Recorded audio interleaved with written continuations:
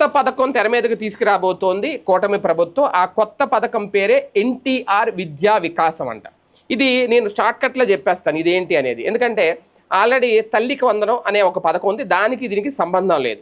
తల్లికి వందనం ఏంటి, ఇంట్లో ఎంతమంది ఉంటే అంతమంది చదువుకున్న పిల్లలకు, ఇంటర్ వరకు చదువుకునే పిల్లలకు 15,000 రూపాయలు చెప్పిన అకౌంట్లో వేస్తారని, అది వేసేస్తారట. దానికంటే ముందు ఈ ఎన్టీఆర్ విద్యా వికాసం అనే పథకం ఏంటి అంటే ఇది కూడా అంతే, చదువుకుంటున్న పిల్లలకే ఇస్తారు. కాకపోతే ఇక్కడ ఏంటి అంటే అది కూడా చదువుకునే పిల్లలున్న మహిళలని ఇక్కడ లబ్ధిదారులకు చేర్చబోతారట ఇందులో. ఈ పథకం ప్రస్తుతం ఆల్రెడీ ఫైనల్ స్టేజ్కి వచ్చింది, ఇంకా అఫీషియల్గా అనౌన్స్ అయితే చేయలేదు. చదువుకునే పిల్లలు ఉన్న కుటుంబాలకు చెందిన తల్లులకు, ఇక్కడ చదువుకునే పిల్లలు ఉన్న కుటుంబాలు ఉన్న తల్లులు ఎవరైతే ఉంటారో వాళ్ళు కూడా డ్వాక్రా గ్రూప్లో ఉండాలి సభ్యులుగా. ఇది కీలకమైన పాయింట్. చదువుకున్న విద్యార్థులకు ఎలా